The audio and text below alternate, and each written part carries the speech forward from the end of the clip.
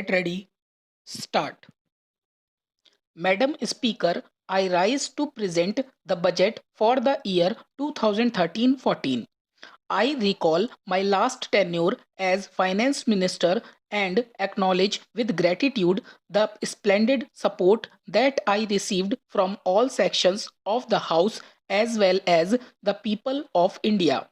Today, more than ever, I seek the same support as we navigate the Indian economy through a crisis that has enveloped the whole world and spared none.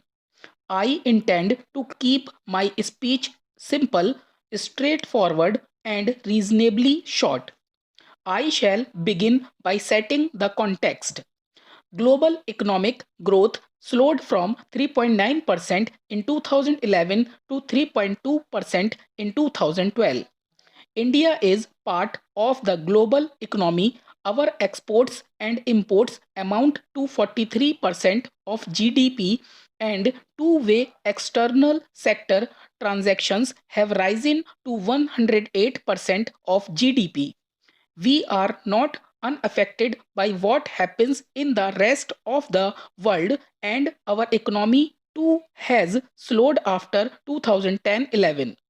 In the current year, the CSO has estimated growth at 5%, while the RBI has estimated growth at 5.5%.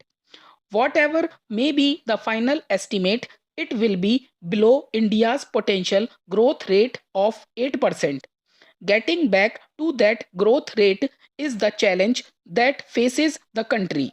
Let me say, however, there is no reason for gloom or pessimism. Even now, of the large countries of the world, only China and Indonesia are growing faster than India in 2012-13. And in 2013-14, if we grow at the rate projected by many forecasters, only China will grow faster than India. Between 2004 and 2008, and again in 2009-10 and 2010-11, the growth rate was over 8% and in fact crossed 9% in 4 of those 6 years.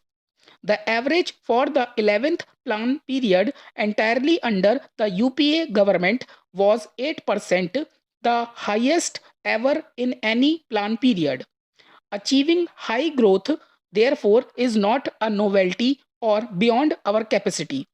We have done it before and we can do it again.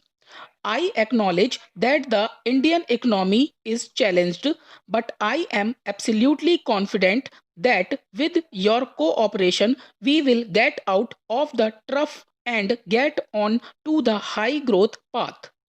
I shall now outline our plans and priorities. Our goal is higher growth leading to inclusive and sustainable development. That is the Mool Mantra. Growth is a necessary condition, and we must unhesitatingly embrace growth as the highest goal. It is growth that will lead to inclusive development. Without growth, there will be neither development nor inclusiveness. However, I may sound a note of caution.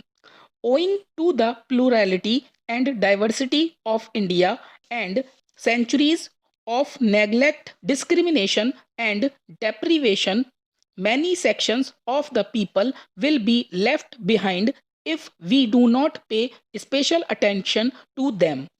As Joseph Stiglitz, Nobel Prize winning economist, said, there is a compelling moral case for equity, but it is also necessary if there is to be sustained growth.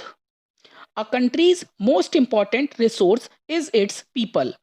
We have examples of states growing at a fast rate but leaving behind women, the scheduled castes, the scheduled tribes, the minorities, and some backward classes.